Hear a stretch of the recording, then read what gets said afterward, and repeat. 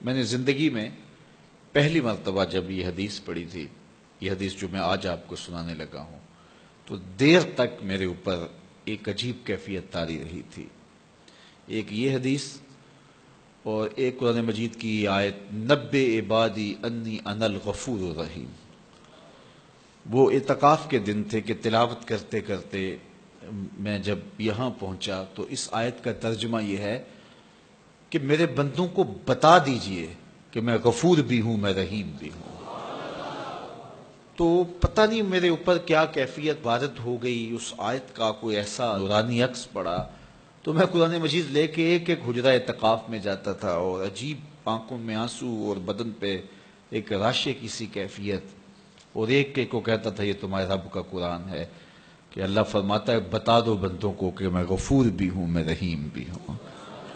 تو وہ ایک کیفیت پیدا ہوئی تھی۔ بہرحال بعد میں بھی بارہا اس کی تلاوت ہوئی، اس کا آز تو ملتا ہے، لیکن وہ ایک لمحہ ہوتا ہے، وہ ایک بجلی ہوتی ہے، گونجتی ہے اور گزر جاتی ہے۔ اسی طرح یہ پہلی مرتبہ جب یہ حدیث میں نے پڑھی تھی تو اس وقت میرے اوپر ایک کیفیت طاری ہوئی تھی۔ تو آج میرے مضمون میں یہ حدیث دوبارہ آ گئی اور میں یہ بارہا اپنے سامعین کو سنا چکا ہوں، اور یہ ایک ایسی واردات تھی اچانک جو صحابہ کے اوپر ہوئی، ان کی قلبی واردات کہ صحابہ کھڑے تھے، حضور اچانک تشریف لائے اور فرماتے ہیں کہ کیا تم اس بات کی گواہی نہیں دیتے کہ اللہ کے علاوہ کوئی معبود نہیں اور میں اس کا رسول ہوں؟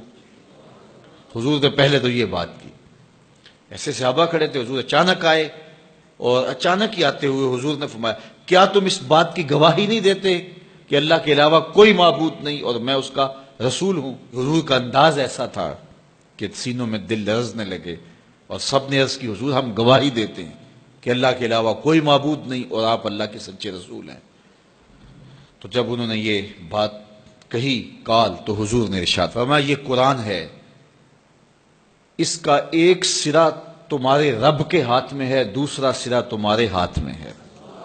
یہ وہ اللہ کی لٹکتی ہوئی رسی ہے جس کا ایک سرا تمہارے رب کے ہاتھ میں ہے اور اس کا ایک سرا تمہارے ہاتھ میں ہے۔ اس کو مضبوطی سے پکڑ لو، مضبوطی سے پکڑ لو۔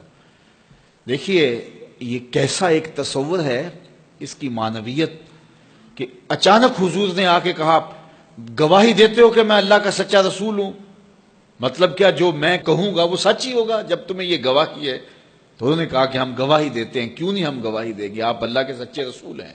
تو فرمایا سنو، یہ قرآن جو ہے یہ اللہ کی وہ لٹکتی ہوئی رسی ہے جس کا ایک سرا تمہارے رب کے دستے قدرت میں ہے اور دوسرا سرا تمہارے ہاتھ میں ہے۔ اس کو مضبوطی سے پکڑ لو، اس کو چھوڑنا نہ۔ اگر تم اس کو مضبوطی کے ساتھ پکڑو گے تو تم کبھی بھی گمراہ نہیں ہوگے۔